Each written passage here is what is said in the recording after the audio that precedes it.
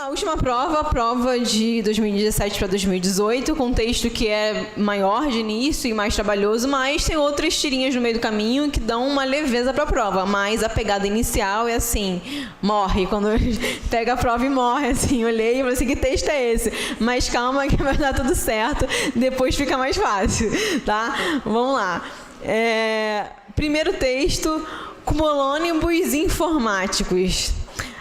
Pairando sobre nossas cabeças, gigantescas nuvens informacionais, ameaçando-nos com seus raios, trovões e ventanias.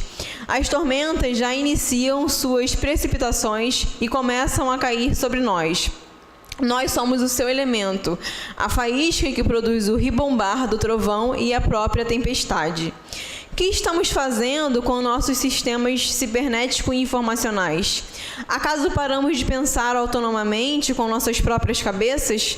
Quizá cessamos de procurar e manter o conhecimento por nós mesmos, intuitivamente, sensivelmente, abdutivamente, humanamente, como sempre fizemos, indagamos, de buscar o sentido, o significado, a importância e a razão seminal de tudo que está à nossa volta?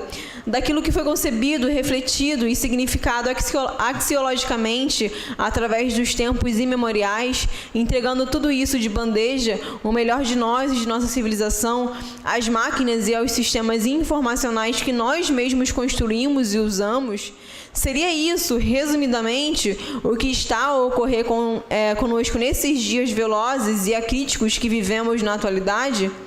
Você que me lê, por exemplo, nesse exato momento, não tem mais sequer que pensar, raciocinar, localizar-se por si com livre-arbítrio e autonomia, pois há, certamente, um aplicativo muito prático e conveniente fazendo isso por você, e muito mais o tempo todo, substituindo-nos assintosamente, explicitamente, trivialmente, das tarefas mais banais até as mais complexas, delicadas e especializadas. E nós ainda nos tranquilizamos em saber que, se ocorrer algo de fato importante no nosso planeta e até fora dele, seremos informados de imediato. O sistema faz isso quase automaticamente. Do mesmo modo que não é mais necessário também guardar, anotar ou memorizar nomes e sobrenomes do dia a dia das relações societais, ou ainda direções e caminhos a serem trilhados nas urbes ou fora delas. O mesmo acontece com dados e as imagens, pois certamente seu celular e seu tablet, pretensamente inteligentes, grandes feras no assunto, fazem isso e muito bem e muito mais por você. Uma delícia, convenhamos, e uma tragédia também. Sim, pois na cybercultura, a verdade, a notícia, o valor, a relevância e, no extremo, o significado não têm caráter único, sofrem alterações e são ditados pelo sistema e seus incontáveis aparatos.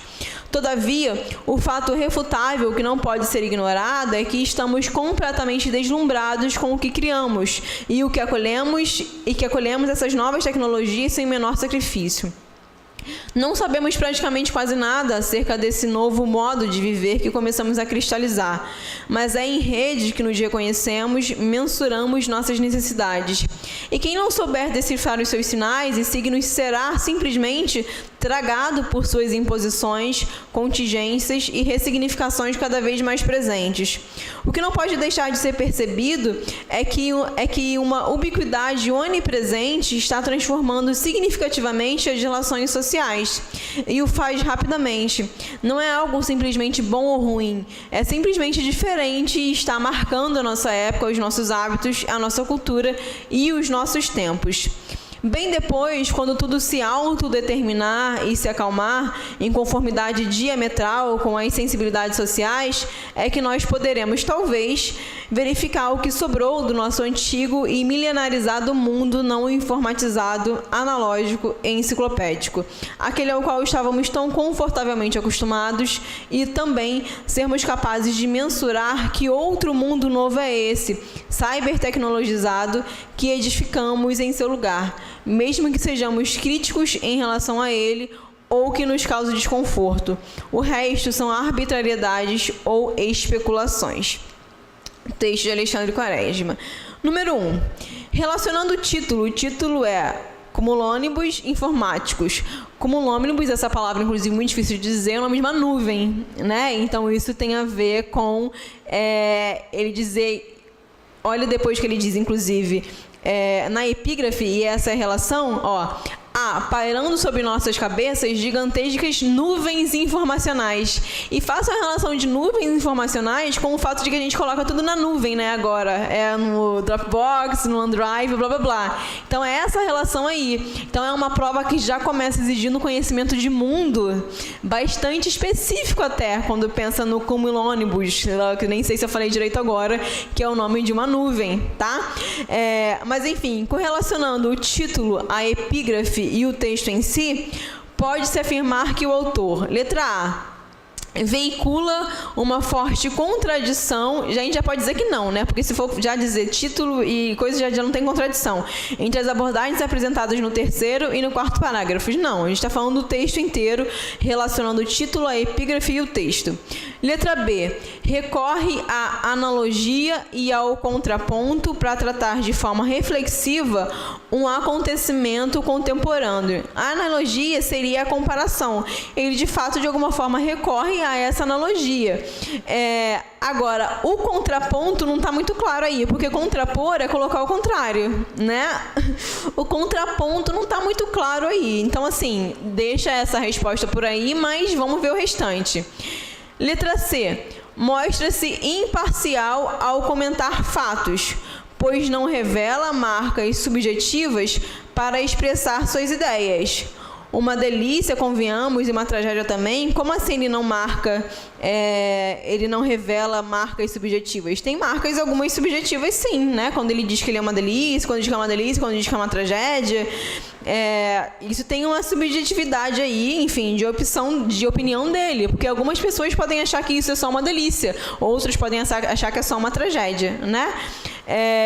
E a letra D? Escreve movido pela nostalgia. Não, nostalgia é uma saudade do passado, enfim, que não dá.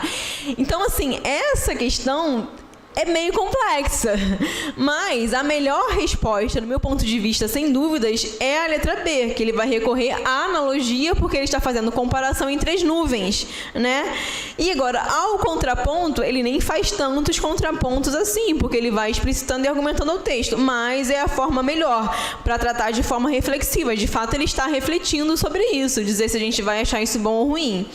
Se eu não me engano, se vocês procurarem um gabarito, eles colocaram a letra C. Só que é impossível ser letra C, porque jamais é imparcial. Ele não é imparcial quando ele diz que é uma delícia e uma tragédia, e diz convenhamos, enfim, tá? Então, é uma questão que eu pensaria com mais cuidado, né? Na hora de discutir, de eu fazer um recurso, enfim, tá? Porque quando a gente tem utilização de adjetivos, né, dentro do texto, é difícil a gente falar em imparcialidade. A maior parte do texto é, de fato, imparcial, mas o texto não é todo imparcial. Ele está falando do ponto de vista dele, de quem não entende ainda o que está acontecendo. Então, não dá para ser a letra C. Enfim, vamos lá. Número 2. Que era uma questão gigante, né?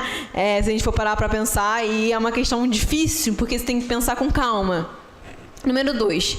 Neologismo é um fenômeno que consiste na criação de uma palavra ou de expressão novas, portanto, ainda não dicionarizadas, ou na atribuição de um novo sentido a um vocábulo já existente na língua, com a finalidade de enriquecer o patrimônio linguístico de um povo. O título do texto a seguir exemplifica esse fenômeno. Cumulônibus informáticos indica metafórica e simbolicamente uma grande tormenta se aproximando do homem contemporâneo, que experimenta uma oscilação entre o mundo não informatizado e aquele no qual se encontra ciberneticamente conectado. Ok, porque na contemporaneidade as verdades mais cedo ou mais tarde serão superadas ou, no mínimo, ressignificadas diante do avançar acelerado das técnicas e das tecnologias, embora esse sujeito histórico se mostre ainda resistente em aceitá-las e vivenciá-las nos dias atuais. E aí o enunciado pergunta: considere o texto e assinale a opção correta a respeito dessas asserções. Também era uma questão um pouquinho mais chata de fazer, porque você não tem nem numeração das asserções, né? Então, assim, a asserção 1, na verdade, é tudo que está em cima, antes do porquê. E a asserção 2 é o que vem depois. Essa asserção 1 é uma proposição verdadeira, ok? Porque, de fato, a gente vai ter cumulônimos informáticos como um neologismo, é uma palavra nova que o autor criou para dizer dessa nuvem que a gente vive. Agora, a número 2, a segunda, não dá para dizer que é uma asserção verdadeira, principalmente pelo final da frase, quando ele diz: embora esse sujeito histórico se mostre ainda resistente em aceitá-las e em vivenciá-las. O mundo não se mostra resistente em vivenciar essas novas tecnologias, muito pelo contrário, no texto ele diz: olha, você que está me lendo, você nem precisa mais pensar, tem um aplicativo que vai fazer isso para você e todo mundo já está se acostumado com isso, então não dá para dizer que o sujeito é resistente. Então a primeira é verdadeira, a segunda é falsa, a resposta é a letra B de bola. Tá? Número 3. O assunto de que trata o autor no seu texto pode ser considerado, segundo o próprio autor. E a gente tem algumas opções, vou de baixo para cima. Um fenômeno patológico inerente ao homem. Um fenômeno patológico seria uma doença, né? Inerente ao homem. Não, ele não está dizendo que é um fenômeno patológico, ele não está falando que é uma doença, ele está dizendo que a gente está em evolução, tá? Então não é para tanto. Letra C. Um divisor de opiniões entre especialistas. O texto dele não fala exatamente disso, né, das opiniões de todos os especialistas. Ele diz que existe, que a gente ainda está aprendendo a conviver com isso, que a gente só vai conseguir mensurar e conseguir entender com perfeição o que está acontecendo daqui a um tempo. Letra B de bola. Uma grave ameaça para a sociedade. Não, ele não está dizendo que é uma grave ameaça, está dizendo que a gente está mudando, mas que a gente só vai conseguir mensurar e perceber isso daqui a um tempo, mas não está dizendo que é uma grave ameaça. Letra A. É um elemento sinalizador de evolução. Sim, é exatamente isso que ele está falando o tempo inteiro, né? Isso está acontecendo, a gente está se utilizando dos aplicativos e tudo, mas a gente só vai conseguir descobrir isso e perceber se isso realmente é bom daqui a um tempo. Agora, isso faz parte do processo evolutivo. Tanto que depois ele vai dizer no meio do texto, ele vai falar no meio do texto, não, lá no final, no número 6, vai falar: no nosso antigo e milenarizado mundo, bem depois a gente vai conseguir descobrir isso. Então, é um sinal de evolução. Resposta da número 3 é a letra A.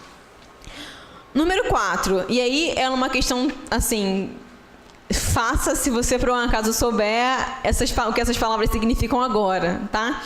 E aí vocês vão saber agora o que é, e se aparecerem nessa prova desse ano, vocês já vão saber. No primeiro parágrafo, os vários questionamentos conferem ao texto um tom. Então, no primeiro parágrafo do texto, ele está fazendo o que estamos fazendo, ele se faz várias perguntas no primeiro parágrafo, que é o número 1. E aí, o fato dele fazer várias perguntas é um tom o quê? Letra A, viperino. O que seria um tom viperino? É um tom de víbora. Viperino vem de víbora. É um tom do mal, é um tom ruim. Seria algo ruim. Não é o caso. Ele está se questionando, enfim, para que haja reflexão. Letra C. Enigmático. Um enigma é aquela coisa que você não vai conseguir resolver nunca, né? Não é o caso também. Ele está se perguntando e depois ele vai fazer, enfim, as considerações dele ao longo do texto. Letra D, pessimista também não, até porque já disse no meio do texto, ele vai dizer que é uma delícia, inclusive, o fato de a gente ter essa tecnologia. E aí, sim, na letra B, perquiridor. O que é perquiridor?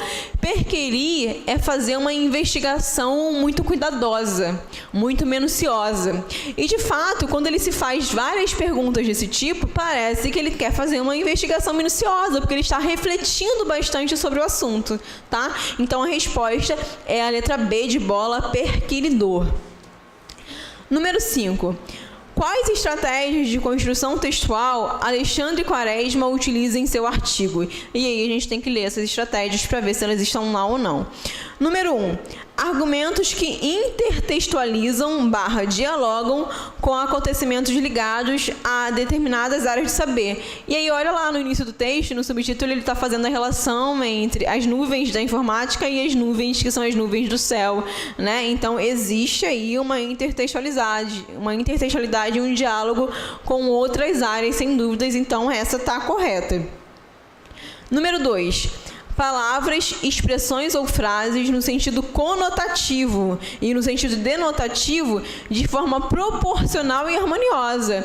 Não, existem palavras aqui que estão no sentido conotativo? Existem, mas elas não estão proporcionalmente divididas em relação às palavras denotativas. O texto é muito mais denotativo. Se ele fosse muito conotativo, talvez fosse mais difícil de a gente compreender, né? Se tivesse muito sentido figurado. Não, ele está falando da nossa realidade. Tem um sentido denotativo aqui. Então, o sentido denotativo e conotativo não são proporcionais no texto. O texto tem um sentido denotativo, mas dentro dessa denotação existem algumas palavras em sentido conotativo.